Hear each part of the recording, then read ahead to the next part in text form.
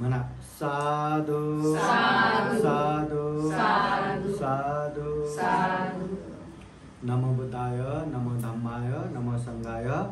स्वागत है आप सभी का। आप लोग देख रहे हैं बुद्धास टीचिंग चैनल और हम यहाँ महाकारुणिक तथागत बुद्ध और उनके मानवहित कल्याणकारी धम्म के विषय में चर्चा करते हैं। विशेषतः वर्षावास उपलक्ष्य में हम हर दिन शाम के 7 बजे विशेष धम्म देशना या वर्षावास के बीच में जो भी कार्यक्रम होता है उसको हम प्रत्यक्ष आप लोगों को दिखाते हैं। तो आज का कार्यक्रम भी हम विशेषतः न्यू हनुमान नगर से ये सालवे परिवार में वर्षावास कार्यक्रम ये हो रहा है, यहीं से आप लोगों को दिखा रहे हैं। तो आइए आप लोग भी ये बुद्धवाणी सुनिए, अपने जीवन को भी अच्छे बनाइए और अपनों के जीवन को भी अच्छे बनाने के लिए आप भी सहायक बने। तो आइए आज का कार्यक्रम शुरू करते हैं। त्यांचं स्वागत करावं असं त्यांना सुचवलं। गुच्छ आहे तिथे बसंत सुखी हो, मंगल हो, कल्याण हो, जरूर पकड़ूंगा ना। सुखी हो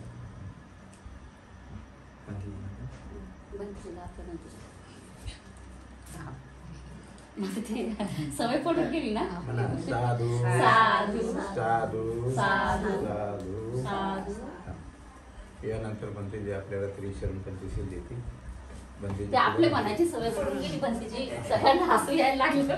हा सर्वात या ठिकाणी त्रिशरण पंचशील बनते देखील आपण त्याच्या पाठीमागे म्हणायचं। म्हणा एकदा साधू साधू साधू साधू। सब लोग बोलिए साधु साधु साधु साधु साधु। साधु। बुद्ध धम्म संघ को पाली गाथा द्वारा वर्णना करेंगे। जैसा मैं कहता हूँ वैसा ही कहिए। अरहं सम्मा संबुद्धो अरहं सम्मा संबुद्धो भगवा बुद्धं भगवान् बुद्धं भगवन्तं अभिवादेमि भगवन्तं अभिवादेमि। स्वाखातो भगवता धम्मो साकातो भगवता धम्मो धम्मं नमस्सामि नमस्सामि। सुपतिपन्नो भगवतो सावक संघो सुपतिपन्नो भगवतो सावक संघो संघं नमामि। संघं नमामि। पंचशीली याचना कीजिए। ओकाश वंदनामि बनते ओकास वदामि भन्ते भारतेन कृतं सबं अपराधं मे वन्दे। ओकास वदामि भारतेन कृतं सबं अपराधं क्षमतु मे वन्दे। ओकास वदामि भन्ते भारतेन कृतं सबं अपराधं क्षमतु मे वन्दे। ओकाश अहं बनते सह पंचशीलं धम्मं याचामि अनुभं कृत्वा शीलं देह मे वन्दे। ओकास वन्दे शरणेन सह पंचशीलं धम्मं याचामि अनुभं कृत्वा शीलं देह मे वन्दे। तृतीयं ओकास वन्दे शरणेन सह पंचशीलं धम्मं याचामि अनुभं कृत्वा शीलं देह मे वन्दे। यमहं वदामि तं वदेता वन्दे नमो तस्सा भगवतो अरहतो सम्मा सम्बुद्धस्सा। नमो तस्सा भगवतो अरहतो सम्मा सम्बुद्धस्सा। नमो तस्सा भगवतो अरहतो सम्मा सम्बुद्धस्सा। नमो तस्सा भगवतो अरहतो सम्मा सम्बुद्धस्सा। बुद्धं शरणं गच्छामि बुद्धं शरणं गच्छामि। धम्मं शरणं गच्छामि। गच्छामि धम्मं शरणं गच्छामि संघं शरणं गच्छामि संघं शरणं गच्छामि द्वितीयंपि बुद्धं शरणं गच्छामि द्वितीयंपि बुद्धं शरणं गच्छामि द्वितीयंपि धम्मं शरणं गच्छामि तृतीयंपि धम्मं शरणं गच्छामि द्वितीयंपि संघं शरणं गच्छामि तृतीयंपि संघं शरणं गच्छामि तृतीयंपि बुद्धं शरणं गच्छामि तृतीयंपि बुद्धं शरणं गच्छामि तृतीयंपि धम्मं शरणं गच्छामि तृतीयंपि धम्मं शरणं गच्छामि तृतीयंपि संघं शरणं गच्छामि तृतीयंपि संघं शरणं गच्छामि शरणगमनं परिपूर्णं वन्दे पाणातिपाता वैरमणि सिक्खापदं समादयामि पाणातिपाता वैरमणि सिक्खापदं समादयामि अदिन्नदाना वैरमणि सिक्खापदं समादयामि अदिन्नदाना वैरमणि सिक्खापदं समादयामि कामेषु मिच्छाचारा वैरमणि सिक्खापदं समादयामि कामेषु मिच्छाचारा वैरमणि सिक्खापदं समादयामि मुसावादा वैरमणि सिक्खापदं समादयामि मुसावादा वैरमणि सिक्खापदं समादयामि सुरामेरयो मज्जपमादत्ताना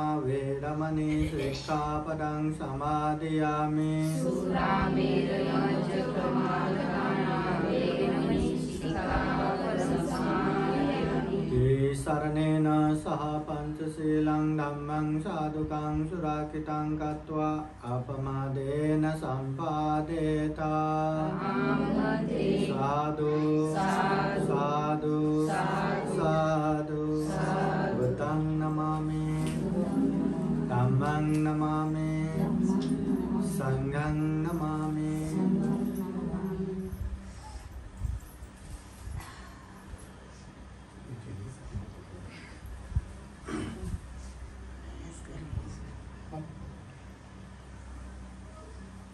बबलूच्या पाठीमागे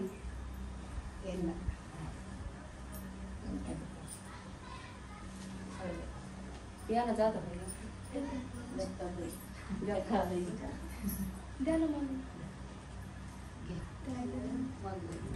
या ना पुढं पुढे या ना थोडस या पुढे या पुढं पुढे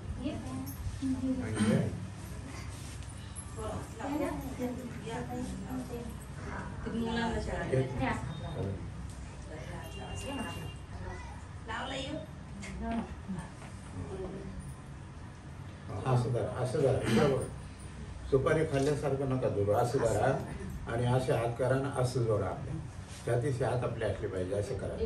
जोडा हातात धरायचा. दिलंच आहे हा बोला बोला, हात आला बोला. हा ठीक आहे. चला बोलिए साधु साधु साधु साधु साधु। साधु महाकारुणिक तथागत भगवान बुद्ध को त्रिवार वंदना। तथागत बुद्ध द्वारा देशित सुआख्यात धम्म को त्रिवार वंदना। तथागत बुद्ध के आर्य श्रावक संघ को त्रिवार वंदना। परम पूजनीय बोधिसत्व डॉक्टर बाबा साहब अम्बेडकर आज के विशेष कार्यक्रम में उपस्थित पूजनीय भिक्षु अनिरुद्ध थेरो प्रमुख संपूर्ण सालवे परिवार संपूर्ण श्रद्धा संपन्न बुद्धि संपन्न उपासक उपासिकाएं। अभी अभी हमने पूजनीय भिक्षु संघ द्वारा पंचशील प्रार्थना किया, 5 शील अच्छे से पालन करेंगे ऐसा संकल्प किया। अभी परित्राण पाठ सुनने वाले हैं। बुद्ध धम्म संघ के अनंत अनंत गुण धम्म और आशीर्वाद से भरा हुआ अभी परित्राण पाठ करेंगे। विशेषतः ये सालवे परिवार आज जो पूजनीय भिक्षु संघ को भोजन दान दिए और ये कार्यक्रम करा रहे हैं, तो विशेषतः कालकथित संजय गणपत सालवे और उपासिका उषाबाई संजय सालवे, सुपुत स्त्री अमृता संजय साल्वे, सुपुत्र गणेश संजय साल्वे, प्रमुख संपूर्ण साल्वे परिवार, संपूर्ण ज्ञाति बंधु मित्रजन, संपूर्ण श्रद्धा संपन्न बुद्धि संपन्न उपासक उपासिकाएं मिलके ये विशेष कार्यक्रम कर रहे हैं। तो बुद्ध धम्म संघ के अनंत गुण धम्म और आशीर्वाद से भरा हुआ परित्राण पाठ पूजने भी कुशल करेंगे। इस परित्राण के अनुभव से बुद्ध धम्म संघ के अनंत गुण धम्म और आशीर्वाद के अनुभव से आप सभी के जीवन में खूब खूब सुख हो, शांति हो, मंगल हो, कल्याण हो, जीवन में ढेर सारा पुण्य धर्म करते हुए दुख मुक्त निर्वाण की तरफ निरंतर आगे बढ़ सके ऐसी कामना करते हुए पूजने विकुशल परित्राण पाठ करेंगे। श्रद्धा पूर्वक परित्राण सुनने के लिए 3 बार साधु साधु बोलिए। साधु साधु साधु। समन्ता चक्रवालेषु अत्रा गच्छन्तु देवता सादमं मुनिराजस शृण्वन्तु सगमोकदं धम्मश्रवणकालो अयं वदन्ता धम्मश्रवणकालो अयं वदन्ता परितधम्मश्रवणकालो अयं वदन्ता। नमो तस्सा भगवतो अरहतो सम्मा सम्बुद्दस्सा। नमो तस्सा भगवतो अरहतो सम्मा सम्बुद्दस्सा। नमो तस्सा भगवतो अरहतो सम्मा सम्बुद्दस्सा।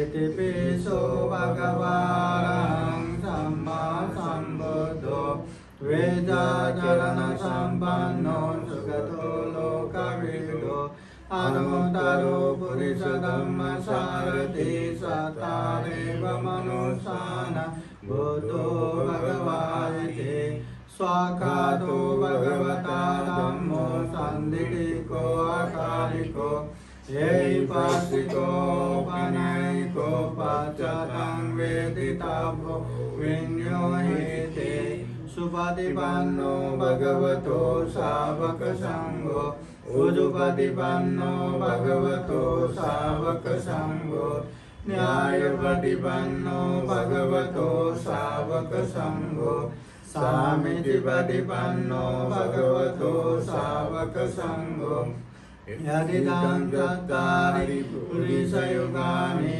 आता पुरुषपुगला एष भगवतो सावक संघो आहुनेयो पाहुनेयो दक्षिणेयो अंजलिकरणीयो अनुत्तरं पुण्यं केतं लोकस्याति एतेन सत्वज्ञेन सोतिते होतु सर्वदा एतेन सत्वज्ञेन सर्वदुःखा सर्वभय सर्वरोगो विनाशतो एतेन सत्वज्ञेन होतु ते जयमङ्गलम् करणीयमत्तकुशलेन यन्तं सन्तं पदं अभिसमेच सर्वोजुत सुजुत सुवचोत समुद्वातिमानि सन्तोषकोत सुवरोच अपकिचोच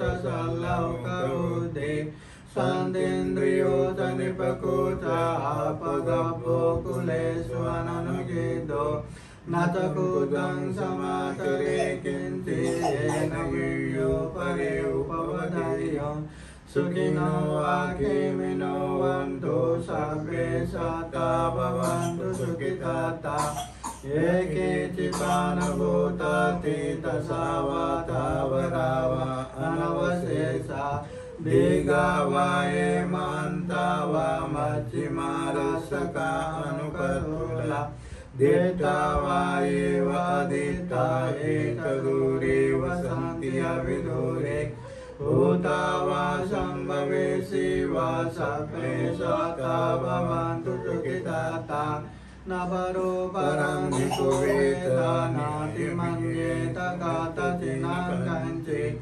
व्यारोचनापटिगसंज्ञानयमय्यस्य दुःखमिच्छय माता यतानियं भूतं आयुष्यैकभूतमनुरक्षे एवं सर्वभूतेषु मानसं भावये अपरिमाणं वेदां च सर्वलोकस्मिन् मानसं भावये अपरिमाणम् ऊर्ध्वं अधोचतिर्यं च संवादं अवेरसंपदं तेतं चरन्निसिन्नो वा शयानो वा यावतस्य विगतमेतो एतं सति अदितेय ब्रह्ममेतं विहारयितमाहु देति चानुपगम्यशीलवादर्शनेन सम्पन्नो कामेषु विनयगेदं नहि गातु गवशय्यं पुनरेतेति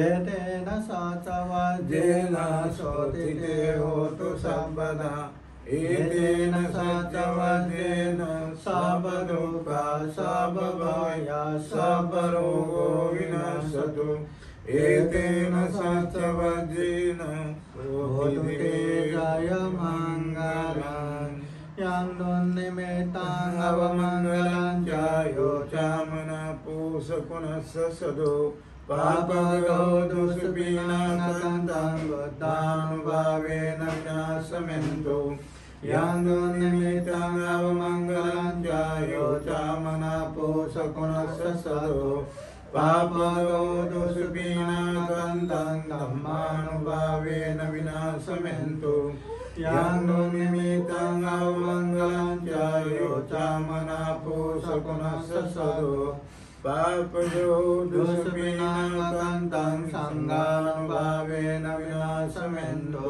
dukkhapatatani dukkha bhayapatatani bhaya sokapatatani sokha vantu sabbe pipanino etavata camme sambadam punya sampadam sabbe deva anumodantu sabba sampati siddhya danam dadantu saddaya silang rakhantu sabbada bhavana viratavantu gachantu devata gata sabbe buddha balapata pachikanam tayang balang arantanam catedena rakhan mandami sabbaso akasarajavumata devanagra mahindika punyang dang anumoditva chiram rakhantu buddha sasanam akasarajavumata devanagra mahindika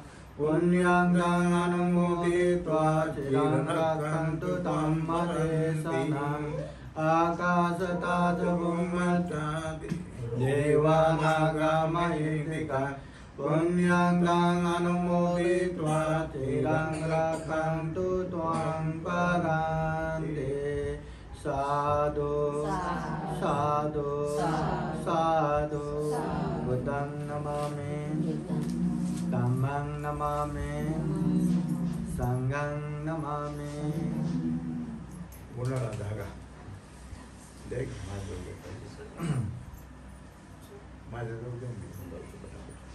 ठीक है हाथ जोड़िए बोलिए साधु साधु साधु अभी बुद्ध धम्म संघ के शरण में जाके पंचशील भी प्रार्थना किया बुद्ध धम्म संघ का आशीर्वाद परित्राण भी सुन लिया अभी पूजने भिक्खु संघ का थोड़ा थोड़ा धम्म देश में सुनेंगे सर्वप्रथम पूजने भिक्खु अनिरुद्ध थेलो भन्तेजी जो आपले भन्तेजी आहे ते भन्तेजी थोडक्यामध्ये आपला प्रवचन देते म्हणून सर्वजण म्हणा साधु साधु साधु साधु साधु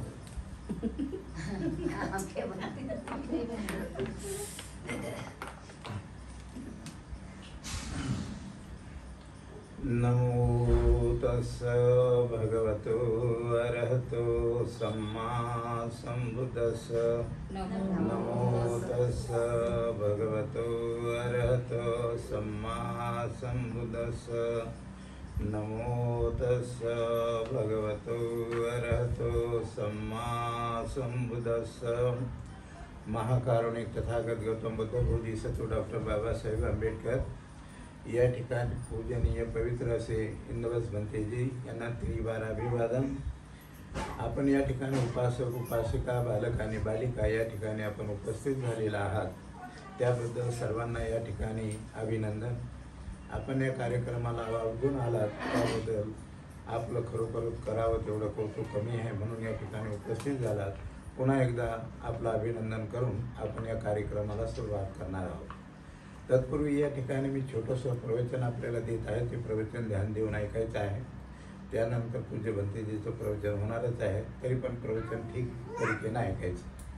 काय झालं की अशा प्रकारे एक उपासक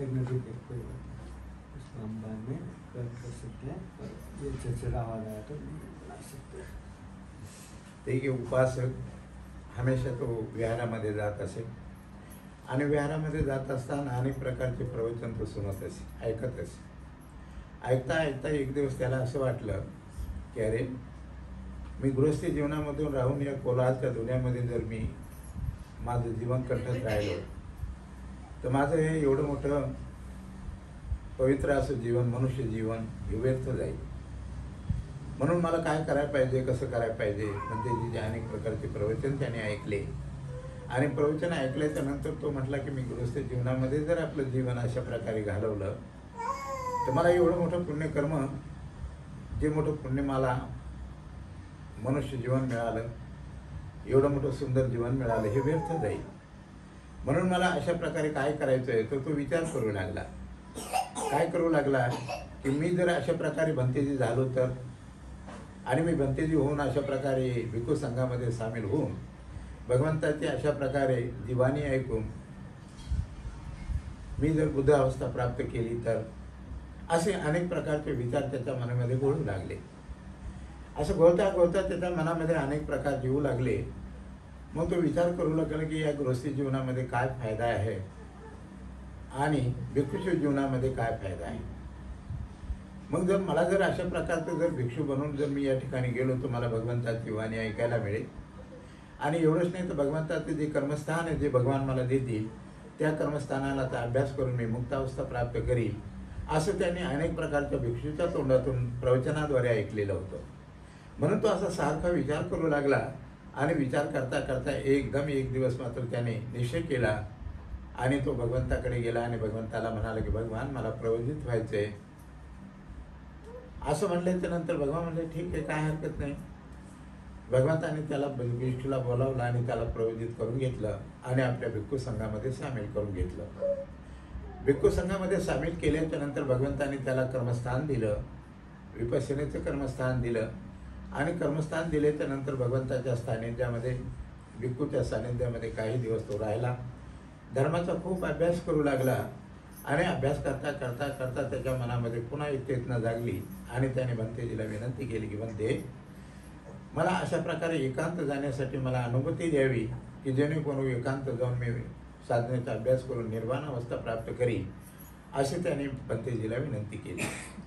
भंतेजीला विनंती केल्याच्या नंतर भंतेजीने सांगितलं की ठीक आहे, तुला एकांत जायची परवानगी आहे. असं म्हणून तो परवानगी घेऊन एका डोंगरावरती गेला. डोंगरावरती गेल्याच्या नंतर त्याने आपली पर्णकुटी त्या ठिकाणी बांधली आणि त्या पर्णकुटीमध्ये तो राहू लागला. राहता राहता बरेच दिवस गेले आणि गेल्याच्या नंतर त्या ठिकाणी तो साधना करू लागला. करता करता काही दिवसाच्या नंतर, काही वर्षाच्या नंतर तो आजारी पडला. आजारी पडल्याच्या नंतर त्या ठिकाणी एवढ्या मोठ्या डोंगरावर कोण येणार, कोण जाणार, कोण अन्न देणार, कोण पाणी देणार, आणि म्हणून तो खूप अशक्त होऊ लागला. एवढंच अशक्त नाही तर त्याला उठता बसता येणार. मग त्यांनी विचार केला की जर आपण याच ठिकाणी जर बसून राहिलो तर शेवटी आपला मृत्यू होईल, आणि मृत्यू झाल्याच्या नंतर ज्या देहासाठी मी तीवर घेतलेला आहे ते देह मात्र माझं परिपूर्ण होणार नाही. शेवटी मला ती गती प्राप्त होणार नाही, अनंत अवस्था प्राप्त होणार नाही. म्हणून अशा प्रकारे माझं जीवन व्यर्थ जाईल. त्याने विचार केला की मी इथं बनून राहिल्यापेक्षा पडत झडत का होईना, परंतु या डोंगराच्या खाली मी उतरलं पाहिजे.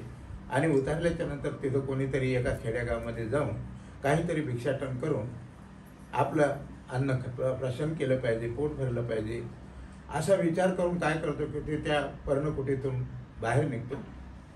त्याला चक्कर येतात. चक्कर आल्याच्या नंतर तो पुन्हा पडतो. असं पडता पडता चढत धरत अशा डाळे धरत, अशा प्रकारे झाडाझुडपाला धरत अशा प्रकारे तो त्या डोंगराच्या खाली उतरला. डोंगराच्या खाली उतरल्याच्या नंतर त्या एका शेतामध्ये तो पोहोचला आणि लगेच त्याने गुडघे टेकून अशा प्रकारे कसा तरी एक आंब्याचं झाड होतं त्या झाडाखाली तो जाऊन बसला. झाडाखाली जाऊन त्याला एकदम चक्कर आली आणि चक्कर आल्याच्या नंतर तो झाडाखाली पडला. झाड आंब्याचं होतं आणि आंब्याचं झाड असल्यामुळे तो मात्र पडला. आंबे पाडाला लागले होते, पिकले होते झाडाचे आंबे, परंतु ते सगळे आंबे मात्र झाडाच्या खाली चारो बाजूने त्याच्या पडत होते, ज्याला आपण पाड म्हणतो आहे ना. आणि म्हणून अशा प्रकारे चारो बाजूने पडत असताना हा मात्र त्या ठिकाणी अगदी मिरगी येऊन अगदी बेशुद्ध पडलेला होता. काही वेळाने मात्र काय झालं की त्या शेताचा मालक शेतावर आला आणि शेतावर पाहिला. त्याच्यानंतर पाहतो की हे महाराज कोण पडलेत, अशा प्रकारे बेअवस्थामध्ये पडलेले आहेत. तर त्या शेतकऱ्याने त्यांना उठवलं, त्यांच्या तोंडावर पाणी बिणं मारलं आणि मारल्याच्या नंतर शेतकऱ्यांनी त्यांना विचारलं की महाराज आपण या ठिकाणी पडलेला आहात, किती दिवसापासून पडलेला आहात? ते म्हटले काय नाही बाबा, मला 1 घंटा झाला मी पडलेला आहो, मला काय होश नाही मी पडलो, कुठं पडलो, काय पडलो, कारण मला बऱ्याच दिवसाचं अन्न नाही, पाणी नाही, त्यामुळे मला असा अशक्तपणा आलेला आहे आणि म्हणून मी चक्कर येऊन पडलो. मी कधी पडलो, काय पडलो सांगता येत नाही, पण सर्वसाधारण 1 घंट्यापासून मी पडलेलो आहे. असं म्हणल्याच्या नंतर त्याने सांगितले की महाराज आपण हे सगळे आंब्याचे झाड, पिकलेलं झाड आहे, चारो बाजूने आंबे पिकलेले पडलेले आहेत आपल्याजवळ, मग हे आपण उचलून का खाल्ले नाही? असं म्हणल्याच्या नंतर तो भिक्षू म्हणतो की कसे खाऊ, अदिन्न दाना वेरमणी, जोपर्यंत मला कोणी देत नाही तोपर्यंत मी कसे काय घेणार, आणि जर मी घेऊन खाल्ले असते तर चोरी झाली असती, म्हणून अशा प्रकारे मी घेऊन खाल्ले नाही, कारण हे माल तुमचा आहे, आंब्याचं झाड तुमचं आहे, फळं पडलेली हे तुमचे आहे. जर तुम्ही मला उचलून दिले असते तर मी खाल्ले असते, परंतु तुम्ही नसल्यामुळे जरीही खाली आंबे माझ्या चारो बाजूने पडलेले आहेत, परंतु ते मी जर खाल्ले असते तर अदिन्न दाना या शिलाचा भंग झाला असतं. न जाणे मला कितीतरी जन्म घ्यावे लागले असते, कितीतरी जन्म घ्यावे लागले असते, कारण त्यासाठी मात्र मी या शिलाचं भंग न करता मी ते आंबे उचलून खाल्ले नाही. तेव्हा तो शेतकरी एवढा खुश झाला आणि एवढा खुश झाला की हे लोक शिलाचं एवढं पालन करतात, यांचा जीव जातो का राहतो हे सुद्धा आता माहीत नाही एका मिनिटाच्या आत. आणि ते भिक्षू मात्र एवढ्या पटकन म्हणतो की मी मात्र हे माझं शील भंग करणार नाही, अदिन्न दाना वेरमणी, माझं शिलाचं भंग होईल आणि न जाणे मला कितीतरी जन्म घ्यावे लागतील, म्हणून हे तुमचे आंबे न दिल्याशिवाय मी मात्र कधीही खाल्ले नाही. असं म्हणल्याच्या नंतर तो शेतकरी फार खुश झाला आणि खुश झाल्याच्या नंतर लगेच त्याने आंबे जमा केले, गुडघ्यावर बसला आणि भंतेजीला आंबे मात्र ते दान केले आणि ते आंबे दान केले आणि त्याच्याजवळ काय भाकर होती ती त्यांना दिली. भिक्षूने ते खाल्ले, आंबे खाल्ले आणि त्याच्यानंतर तो त्या ठिकाणी बसले. बसल्याच्या नंतर त्या शेतकऱ्याने विचारलं की महाराज आपण कुठे राहता? त्याने सांगितलं की बाबा मी इथं राहत नाही, मी त्या डोंगराच्या वरती राहतो, त्या ठिकाणी माझी पर्णकुटी आहे आणि त्या पर्णकुटीमध्ये मी राहतो. मग आपण सुद्धा अशा प्रकारे एवढे मोठे त्याचा जीव जातो का राहतो, एवढा उपाशी असणारा म्हणते, तरी पण मरेपर्यंत ते मात्र आपल्या शिलाचं काटेकोरपणे पालन करतो, कोणताही आंबा उचलून स्वतः खात नाही, चाहे त्याचा 1 दिवसात त्याचा मृत्यू झालेला असला किंवा अशा प्रकारे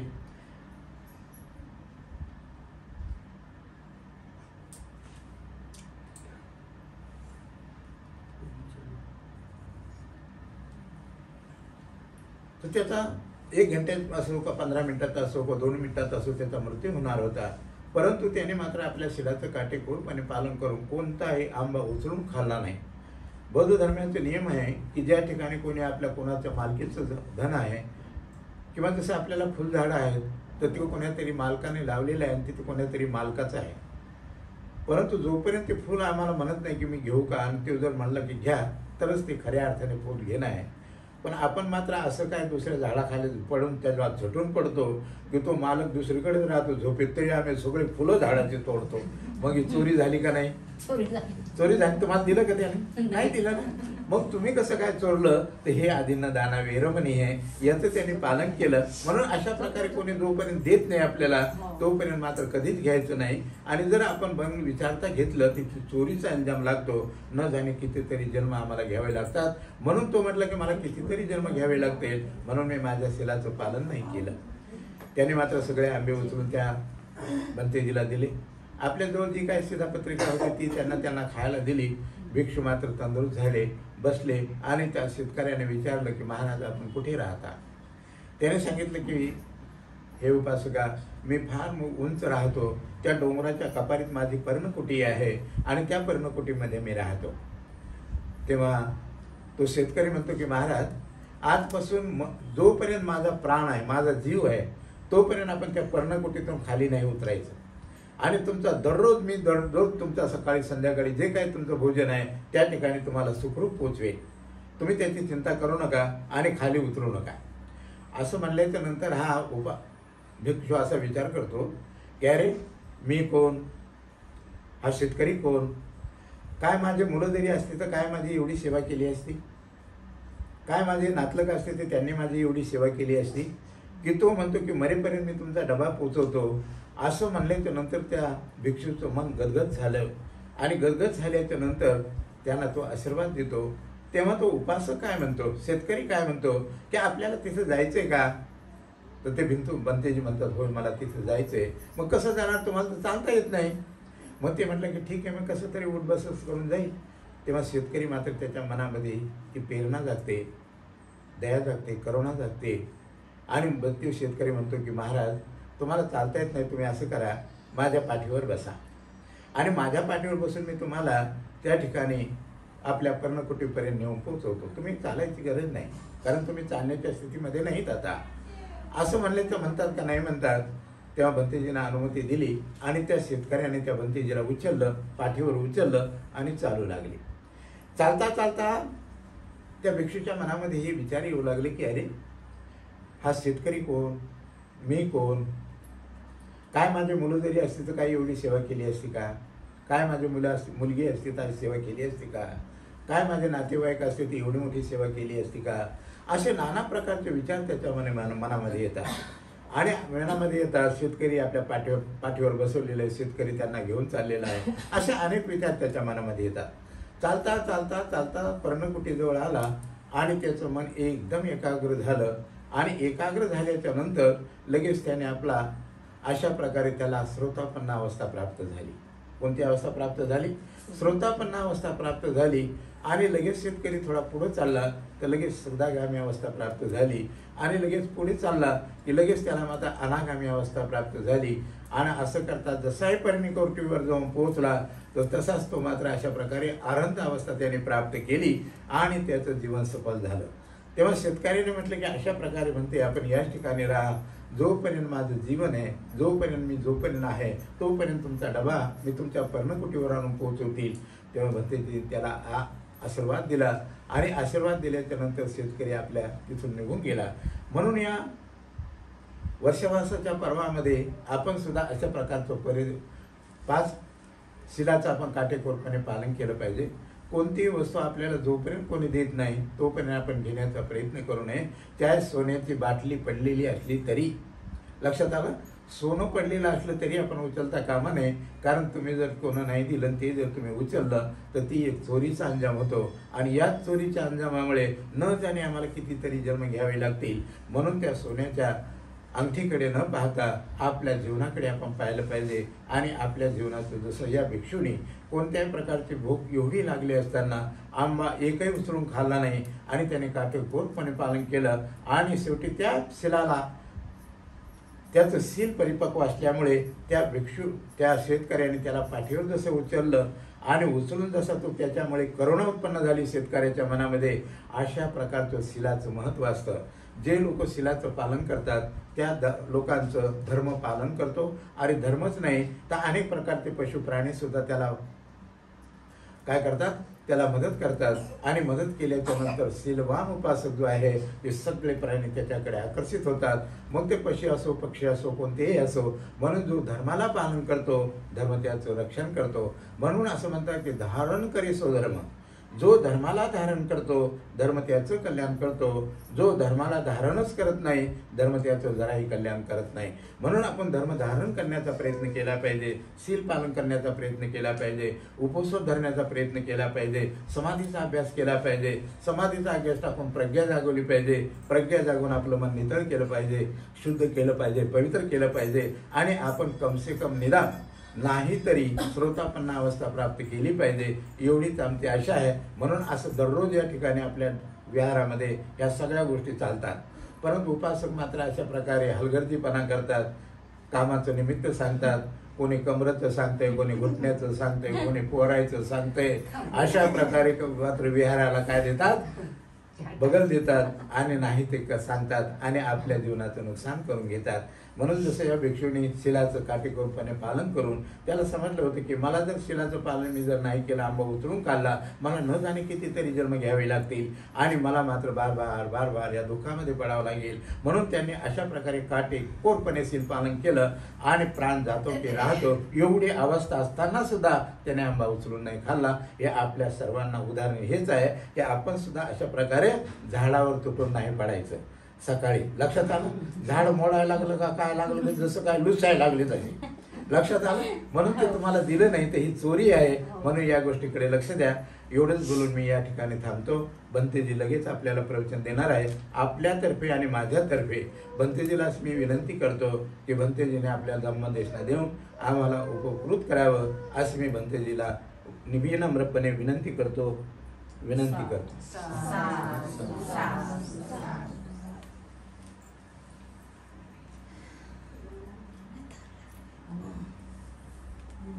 बंदीच करायचा का थोडासा फुलक्या?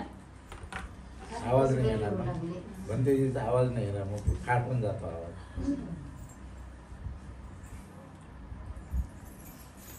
पुढच्या वेळेस बदली करा, तू इकडं लाव, तू तिकडं येत होता ना तेव्हा, आता काल काय हरकत नाही.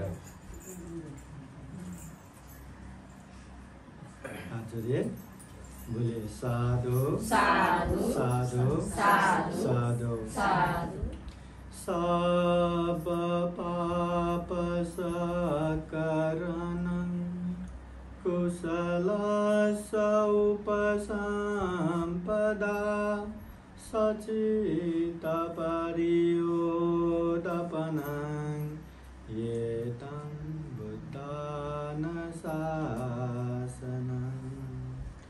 महाकारुणिक तथागत बुद्ध धम्म संघ को त्रिवार वंदना।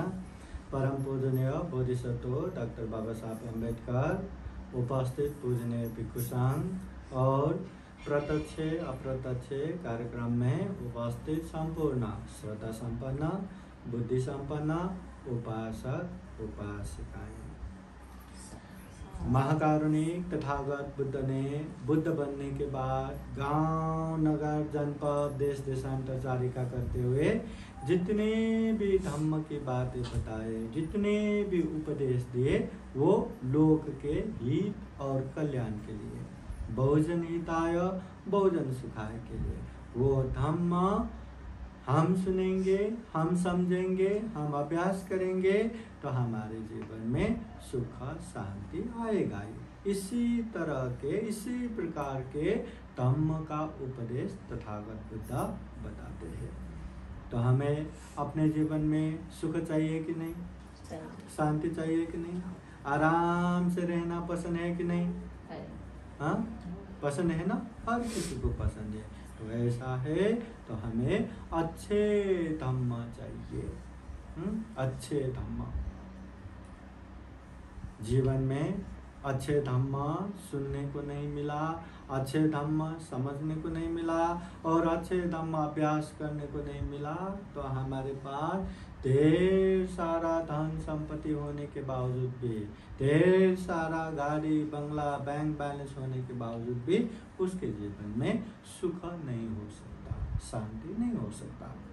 पहले पहले एक राजा, धम्मासुंदर राजा, इतने बड़े साम्राज्य के राजा, वो बहुत बड़ा राज्य है, हर तरह का सुख सुविधा है, देश संपन्न है, जनता संपन्न है, समृद्धशाली है, बहुत ही संपन्न। एक दिन राजा के मन में आया, मैं इतना बड़ा राजा, तो मुझे अमृत धम्म क्यों सुनने को नहीं मिलता? अमृत धम्म के एक वाणी बोले तो जैसे हम सब पाप सकरणं कुशल उपसंपदा सचित परियोदपनं ये तंग बुद्धान शासनम। पाप मत करो, पुण्य करो, चित्त परिशुद्ध करो, ये बुद्धों की शिक्षा है, उपदेश है। ऐसा एक वाणी भी मुझे क्यों सुनने को नहीं मिलता राजा के मन में आते हैं। तो वो तो राजा है, उसमें तो बहुत ताकत रहता है, बहुत पावर रहता है। तो उसने पूरा दरबार बुलाया और दरबार बुला के वहाँ घोषणा कर दिया, हमारे दरबार में कितने सारे विद्वान हैं, कितने सारे पंडित हैं, क्या ऐसा कोई है जिसको अमृत धम्म मालूम है? अगर मालूम है तो कृपया करके वो अमृत धम्म मुझे बताए। उनके महल में इतने सारे लोग, इतने सारे विद्वान पंडित, मगर अमृत धम्म मैं जानता हूँ, मैं बता सकता हूँ करके बोलने वाला वहाँ कोई भी नहीं मिला। राजा निराश हो गया, इतना संपन्न मेरे दरबार, इतने दरबार में पंडित है, विद्वान है, पुरोहित है, पर किसी को भी अमृत धम्म मालूम नहीं, ये कैसे चमत्कार। तो ठीक है, अगर आप लोग नहीं जानते तो देखो किसको पता है, पूछो और मुझे बताओ। अगली बैठक में मुझे अमृत धम्म सुनना है। अगले बैठक हुआ, अगले बैठक हुआ, पर अमृत धम्म जानने वाला, अमृत धम्म सुनाने वाला कोई नहीं मिला। फिर अभी ऐसा नहीं, राजा ने घोषणा कर दिया, देश भर में घोषणा कर दिया कि जिसको अमृत धम्म पता है और जो व्यक्ति राजा को आके वो अमृत धम्म बताएगा उसको 1000 स्वर्ण मुद्राएं दिया जाएगा। फिर भी कोई नहीं आया। 2000 स्वर्ण मुद्रा, कोई नहीं आया। 5000 स्वर्ण मुद्रा, 10,000 स्वर्ण मुद्रा, होते होते अरे बाबा कोई अमृत धम्म एक तो सुनाए, मैं उसको आधा राज्य देता हूँ। फिर भी कोई नहीं आया। चलो पूरा राज्य देता हूँ, फिर भी कोई नहीं आया। फिर राजा निराश हो गया कि ऐसे अमृत धम्म भी सुनने को नहीं मिलता और मैं ऐसे सम्राट बन के क्या करूं। अभी मैं अमृत धम्म के खोज में निकलता हूं करके दरबार से बिना किसी को बताए वैसे ही रात को निकल पड़ा। और यहाँ वहाँ जंगल, गांव, आश्रम, यहाँ वहाँ ढूंढते फिरा कि कोई तो अमृत धम्म जानने वाला मिले, कोई तो मुझे सुनाए। किसी को पता ही नहीं। चलते चलते चलते चलते घनघोर जंगल में पहुंच गया और जंगल के बीचों बीच में पहुंचा तो देखते हैं वहाँ एकदम भयानक एक यक्ष राक्षस वहाँ पे पड़ा है। बहुत बूढ़ा हो चुका है, बहुत ही अशक्त हो चुका है, मरने जैसा हालत। अभी ऐसे अच्छे लोगों का आयुमान जो है बहुत लंबा रहता है। तो राजा को लगा इसका आयु तो बहुत लंबा रहेगा, कम से कम इसने तो अमृत धम्म जाना होगा। चलो इससे पूछता हूँ। राक्षस से भागा नहीं, उसके पास ही जाके पूछते हैं, अरे यक्ष आपने अमृत धम्म सुना है क्या? क्या आप मुझे अमृत धम्म बता सकते हैं क्या? वो बोलते हैं हाँ मैंने सुना है, हाँ मैं जानता हूँ, हाँ मैं बता सकता हूँ। अरे मेरा भाग्य, ठीक है आप बताओ मुझे अमृत धम्म। राक्षस बोलते हैं मुझे क्या मिलेगा, अभी क्या दे सकता हूँ? तो वो बोलते हैं मैं बहुत दिनों से भूखा हूँ, मैं बूढ़ा हो गया, मैं चल फिर नहीं सकता, मैं इधर उधर नहीं जा सकता, इसलिए बहुत दिनों से भूखा हूँ, भूख से मरने वाला हूँ, मुझे खाना चाहिए। अभी खाना क्या दूँ? तो मैं आपको खाऊंगा। बोले अरे मुझे खाएंगे तो आप किसको बताएंगे? ऐसा करो पहले मुझे बताओ, फिर मुझे खाना है तो खाओ। देखो एक अमृत धम्म सुनने के लिए पूरा राज्य देने के लिए तैयार, राज्य छोड़ने के लिए तैयार और मरने के लिए भी तैयार। फिर वो एक से बोलते हैं नहीं नहीं नहीं मुझ में इतना शक्ति नहीं है, मैं बहुत भूखा हूँ, पहले मैं तुम्हें खाऊंगा फिर बताऊंगा। राजा कहते हैं मुझे खाएंगे तो किसको बताओगे? पहले बताओ फिर खाओ। नहीं नहीं नहीं, बात नहीं जमा।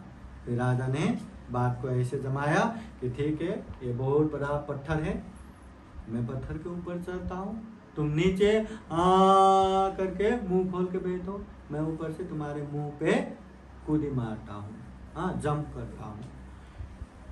ऊपर से जंप करने के बाद नीचे मुंह तक पहुँचते पहुँचते कम से कम जो 30 सेकेंड 1 मिनट का समय मिलेगा ना, बस उतने समय में मुझे अमृत धम्म बताओ। तैयार हो क्या? बोले तो हाँ अभी आने तो वाला ही है, ठीक है मैं बताता हूँ। ठीक है वो ऊपर पहाड़ पे चढ़ गया, वो नीचे आ करके बैठा। राजा कहते हैं मैं अभी कूदी मार रहा हूँ, तुम मुझे बताओ करके वो वहां से कूदी मारा, एक अमृत धम्म सुनने के लिए हैं। वो तो यहाँ यक्ष कोई देव था, उसके परिचय के लिए आया था, उसको बचाया, उसको अमृत धम्म सुनाया, फिर से उसके राज्य में भेजा, वो उसका नसीब। मगर तथागत बुद्ध कहते हैं किच्छु सद्धम्म सवना, जिस तरह मनुष्य जीवन दुर्लभ है, मनुष्य होके मनुष्य की तरह जीना दुर्लभ है, तथागत बुद्ध का उत्पन्न होना दुर्लभ है, उसी तरह सद्धर्म सुनना भी दुर्लभ है। आप लोगों को पता है दुनिया में धम्म के नाम पे अनेक अनेक धम्म है, अनेक अनेक जाल जंजाल है। तथागत बुद्ध कहते हैं ब्रह्म जाल समान यहाँ धम्म फैला हुआ है, उसमें से अच्छा धम्म मिलना बहुत नसीब की बात है। तथागत बुद्ध त्रिपिटक के सुत्त पिटक के पहला ग्रंथ दीघ निकाय ग्रंथ के भी पहला सुत्त ब्रह्मजाल सुत्त में कहते हैं जैसे एक छोटा सा तालाब है, उसमें ढेर सारा मछलियां पाल के रखे हैं, और किसी दिन वो मछली पालने वाले ने, है ना, जितने बड़ा तालाब है उतने बराबर का वहां पे जाल फेंकते हैं, उसमें छोटा छोटा ही छेद है, मछली बच के जाने की जगह नहीं है, तो ऐसे पूरा तालाब में वो जाल फैलाएंगे, तो तालाब में जितने भी मछलियां हैं सबके सब वो जाल में आएगा कि नहीं आएगा, बच नहीं सकता, कोई कोई एक आध बच सकता है। हाँ? वैसे ही दुनिया में ब्रह्म जाल समान, अर्थ जाल समान, वृष्टि जाल समान ऐसे धम्म फैला हुआ है जिससे बचना वो तालाब के मछलियों को वो जाल से बचने जैसा ही है, नहीं बच सकता। तो ऐसे में सही धम्म सद्धर्म मिलना बोले तो बहुत ही दुर्लभ है। इसलिए जब जब हमें सद्धर्म मिलता है उसको अच्छे से सुनना है, उसको अच्छे से समझना है। हाँ, उसको कोई भी बात सुना साधु साधु करके उसको पालन करके बैठना, ये हमारा धम्म नहीं है, ये मनुष्य का आचरण नहीं है। हम मनुष्य है, हमें चिंतन मनन करने की शक्ति है, विवेक बुद्धि है, प्रज्ञा है, हम हर चीज को अच्छे बुरे पाप धम्म कुशल अकुशल योग्य अयोग्य उचित अनुचित अच्छे से जान सकते हैं, और जितने भी बुरे हैं उससे दूर रह सकते हैं, जितने भी अच्छे हैं उसमें आगे बढ़ सकते हैं। इसलिए हम मनुष्य है, इसलिए ये जीवन दुर्लभ है, इसलिए सारे प्राणियों में ये जीवन सर्वश्रेष्ठ है, ऐसा सर्वश्रेष्ठ जीवन मिला है। इसलिए हर बार आंखें बंद करके साधु साधु करके स्वीकारना नहीं है। जिस तरह एक राजहंस को कितना भी पानी और दूध मिला के बर्तन में या पीने के लिए दो ना, तो वो दूध पी के एक तरफ से पानी फेंक देगा। उसी तरह से हम कोई भी बातें सुनने को मिले, देखने को मिले, पढ़ने को मिले, जानने को मिले, उसमें से चिंतन मनन करके जो जो अच्छा है उसको धारण करना है, जो जो अच्छा नहीं बुरा है या समझ में नहीं आता उसको साइड में रखना है, और अच्छा जो है उसको पालन करना है, जो बुरा है उससे दूर रहना है। इसलिए तथागत बुद्ध क्या कहते हैं, धम्मं चरे सुचरितं, अच्छे धम्म का पालन करो, नतं दुच्चरितं चरे, दुश्चरित धम्म का पालन नको करो, मत करो। धम्मचारी सुखं सेति, धम्म करने वाला, धम्म पालन करने वाला एक धम्मचारी व्यक्ति बहुत सुख पूर्वक रहता है, शांत पूर्वक रहता है। अस्मिन् लोके परमिता, ये लोक में भी परलोक में भी, यहाँ भी वहाँ भी, इधर भी उधर भी, अभी भी बाद में भी वो सुख पूर्वक रहेगा। धम्मो हवे रखति थी धम्मचारी, जो धम्म करता है धम्म उसको रक्षा करता है। इसलिए तथागत बुद्ध कहते हैं जीवन में सुख चाहिए, शांति चाहिए, आनंद चाहिए, तो धम्म समझो, धम्म पालन करो। जब अच्छे धम्म को समझ के अच्छे से पालन करेंगे तो जीवन में सुख शांति आएगा ही। इतना दुर्लभ जीवन मिला, इतना अमूल्य जीवन मिला, इतना सर्वश्रेष्ठ जीवन मिला। ये जीवन को हम कितना सदुपयोग कर रहे हैं, कितना अच्छे रास्ते पे लेके बैठे हैं। दिन में कितना घंटा मिलता है? कितना घंटा मिलता है? 24 घंटा एक दिन का, एक दिन रात का 24 घंटा है। वो 24 घंटे में हम कितना घंटा अच्छा करते हैं, कितना घंटा बुरा करते होंगे? शरीर से अच्छे बुरे करना या वाणी से अच्छे बुरे बोलना, मन से अच्छे बुरे सोचना, ज्यादा अच्छा करते होंगे कि बुरा करते होंगे? बुराई करते होंगे। तो जितना हम बुरा ज्यादा करेंगे उतना ज्यादा अकुशल होगा कि कुशल होगा? पाप होगा कि धम्म होगा? पाप होगा। और पाप का परिणाम सुख आएगा कि दुख आएगा? दुख आएगा। और हमें वो दुख चाहिए क्या? हमें क्या चाहिए? सुख चाहिए। और सुख के लिए हमें क्या करना है? कुशल कर्म करना है, धम्म करना है। और दिन में एक दिन भर में भी हम ज्यादा कुशल कर्म नहीं करते, धम्म नहीं करते, ज्यादा अकुशल करते, पाप करते, तो ज्यादा सुख आएगा कि दुख आएगा? हम जैसा करेंगे वैसा ही तो होगा ना, बरोबर ना? इसलिए तथागत बुद्ध कहते हैं अच्छा धम्म समझो, पालन करो, बुरे धम्म से दूर रहो।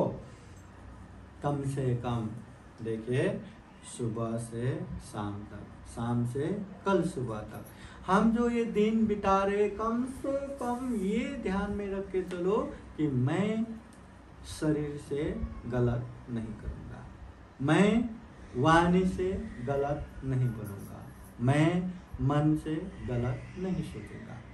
शरीर से अच्छा करे, बहुत अच्छी बात है, पुण्य है। वाणी से अच्छा बोले, बहुत अच्छी बात है, पुण्य है।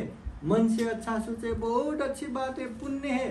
पर कम से कम शरीर से अच्छा न कर पाए तो गलत तो मत करो। वाणी से अच्छा न बोल पाए तो गलत तो मत बोलो। मन से अच्छा न सोच पाए तो गलत तो मत सोचो। ये भी पुण्य है, ये भी धम्म है। इसलिए हमेशा याद रखना, सभी उपासक उपासिकाएं, हर दिन हर सुबह हमें यह अधिष्ठान करना है, बुद्ध को पंचांग वर्णना करके आज के दिन में ये शरीर से कोई भी गलत नहीं करूँगा, वाणी से कोई भी गलत नहीं बोलूँगा, मन से कोई भी गलत नहीं सोचूंगा। सुबह सुबह अधिष्ठान करना है।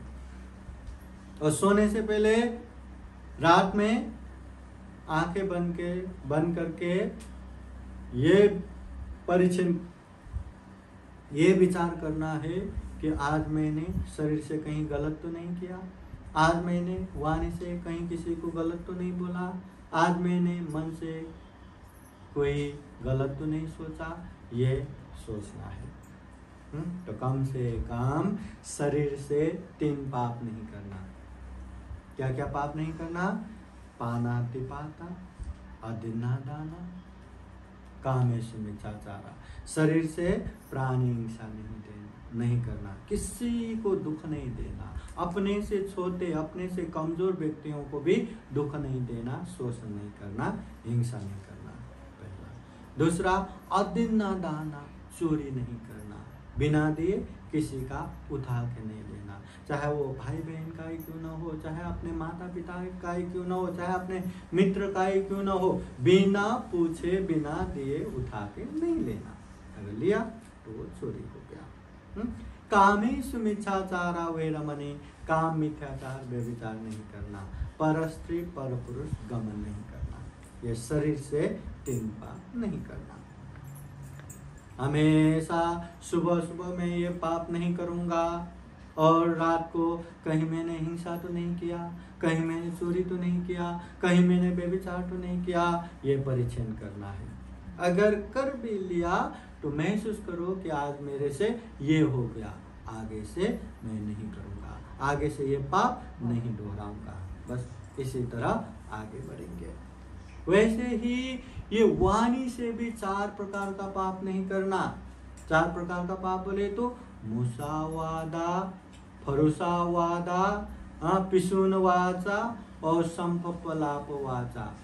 मुसावादा, असत्य, झूठ नहीं बोलना, जो गलत है, जो विपरीत है, जो देखा उसको नहीं देखा बोलना, जो नहीं देखा उसको देखा है बोलना, जो सुना है उसको नहीं सुना बोलना, जो नहीं सुना उसको सुना है, मतलब विपरीत बात है, जो गलत बात है, जो असत्य है, ऐसे असत्य, ऐसे झूठ नहीं बोलना चाहिए। मजाक में भी झूठ नहीं बोलना चाहिए। दोस्तों में लोगों में खूब मजाक करते, खूब झूठ बोलते और बड़ा बड़ा फेंक के बैठते हैं। ऐसा झूठ भी नहीं बोलना, ये भी अकुशल है, ये भी पाप है। फिर लोगों को मतलब चुगली नहीं करना, दूसरे मिले हुए को अनेक अनेक बातें लगा के उन लोगों को अलग नहीं करवाना, उन लोगों में झगड़ा नहीं लगाना, चुगली नहीं करना। फिर लोगों की निंदा चर्चा करके नहीं बैठना, अमुक व्यक्ति ऐसा है, अमुक व्यक्ति वैसा है, हमें पता है ना, वो बाहर से ऐसा है, अंदर से तो ऐसा ऐसा है, वैसा वैसा, अनेक निंदा चर्चा करके बैठते, ऐसे बुरा भला कह के भी नहीं बैठना। फिर लोगों को गाली गलौज या कड़ा अपशब्द ऐसे शब्द प्रयोग करके भी नहीं बैठना, यह भी वाणी से करने वाला पाप है। तो हर सुबह ये अधिष्ठान करना कि मैं वाणी से झूठ भी नहीं बोलूंगा, चुगली भी नहीं करूंगा, कड़ा अपशब्द भी नहीं बोलूंगा, निंदा चर्चा भी नहीं करूंगा, और हर शाम को रात को सोने से पहले कहीं मैंने आज झूठ तो नहीं बोला, कहीं चुगली तो नहीं किया, कहीं कड़ा अपशब्द तो नहीं बोला, कहीं निंदा चर्चा तो नहीं किया, ये ध्यान में रखना जरूरी है। हाँ? तो उसी तरह ये मन से भी 3 तरह का पाप नहीं करना, अभिज्ञा, व्यापार, मिथ्या दृष्टि। अभिज्ञा लोभ लालच नहीं रखना, चाहे वो सजीव हो चाहे निर्जीव हो, कोई भी अच्छा चीज देखते अरे ये कितना अच्छा है, ये मुझे चाहिए, ये मेरा चाहिए, ऐसे भाव आता है। वो लोभ आया खत्म हो गया ऐसा नहीं होता। हाँ, ऐसे मन में मल्टीप्लाई होके गुणात्मक होके बैठता है कि अभी तो जैसा भी करो, जो भी करो, चाहिए चाहिए चाहिए चाहिए चाहिए बस। चाहे शादी हो, चाहे गहना हो, चाहे कोई भी मोबाइल हो, वस्तु हो, चाहे इंसान हो, बस चाहिए चाहिए चाहिए। ऐसे आसक्त होने के बाद वो इंसान को जिंदगी में ऐसा कोई भी पाप नहीं, कोई भी अकुशल नहीं अभी जो वो नहीं कर सकता। इसलिए जहाँ लोभ है वहाँ अकुशल है, जहाँ लोभ है वहाँ पाप है, जहाँ लोभ है वहाँ दुखग्रस्त है। इसलिए ये लोभ नहीं रखना। दूसरा, द्वेष नहीं रखना लोगों के प्रति। उसने मुझे ऐसा किया, उसने मुझे ऐसा बोला, उसने मुझे ऐसा सोचा, मैं भी उसको कहाँ छोड़ूंगा, मैं भी उसको ऐसा करूंगा वैसा करूंगा करके बदला लेने की भावना रख के उसके प्रति द्वेष भाव रखते हैं, क्रोध भाव रखते हैं, गुस्सा रखते हैं। तो ये द्वेष भी बहुत खतरनाक है। हाँ, ये द्वेष जैसा अग्नि, ये आग तो कितना जलाएगा। हाँ, पर ये द्वेष इतना जलाता है, न खुद को चैन से रखेगा, न अपनों को चैन से रखेगा, न खुद जी पाएंगे न दूसरों को जीने दे पाएंगे।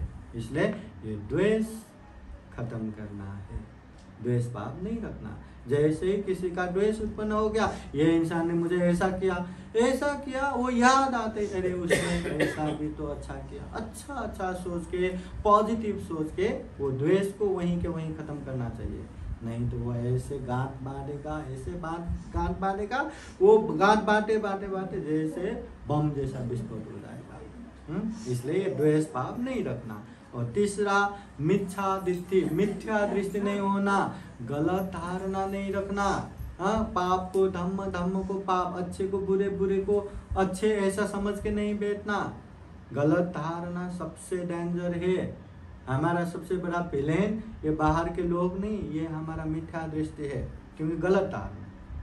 हाँ, आप अपने बच्चे को मिथ्या दृष्टि से देखेंगे, वो गलत देखेंगे, तो उसका कोई भी बात आपको अच्छा ही नहीं लगेगा। हाँ, अभी वो कुछ भी बोलो अच्छा ही नहीं लगेगा।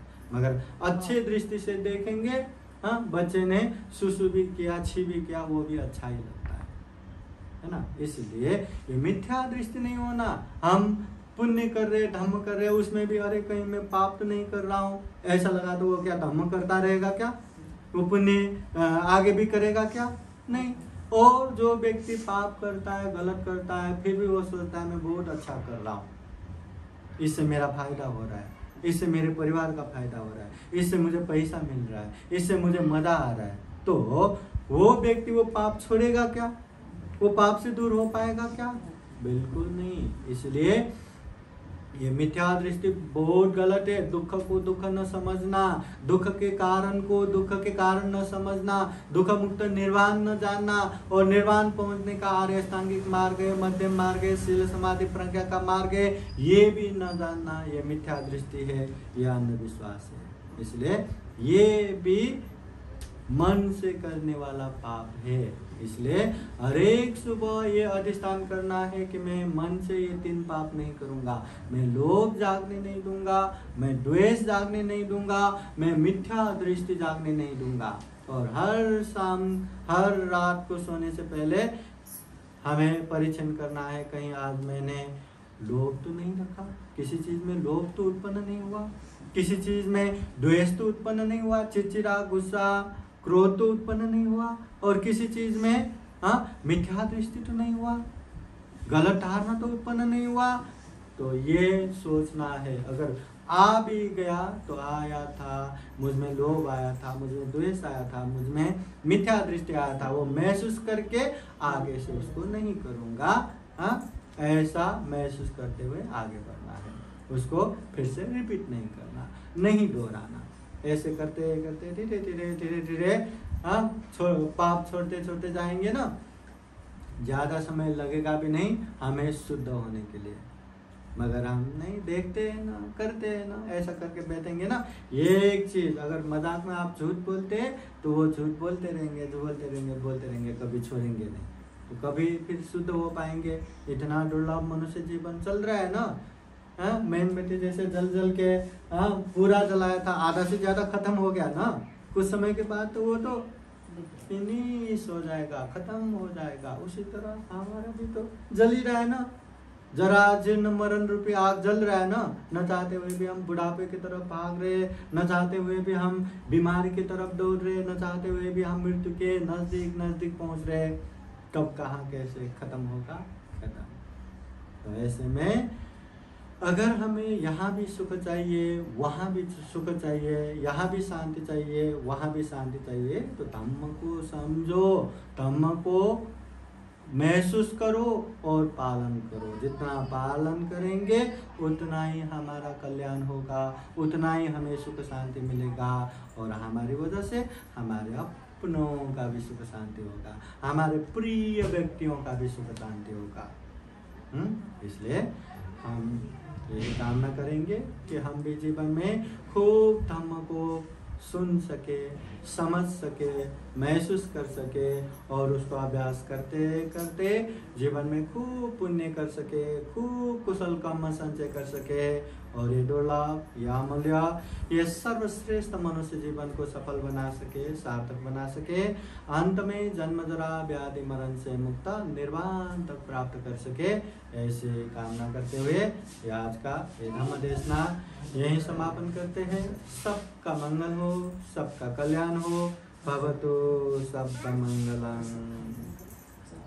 म्हणा साधु, जरा जोराने म्हणा ना, साधु साधु बुद्धं नमामि। जसं काय झाडं हलायला लागले, जरा गुडघ्यावर बसून जरा व्यवस्थित करा ना।